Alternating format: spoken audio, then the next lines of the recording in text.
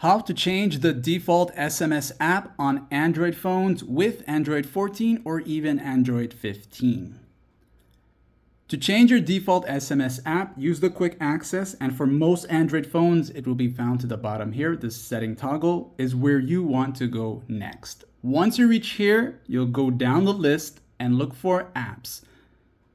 You're looking for the one that says apps. So every Android phone is going to be different. So once you find apps, and you are here, you're going to look for default apps. Sometimes it's to the top, sometimes to the bottom. Once you see default apps, this one right here, go into it, and you're going to look for the SMS app, the last option to the bottom most of the time, right here.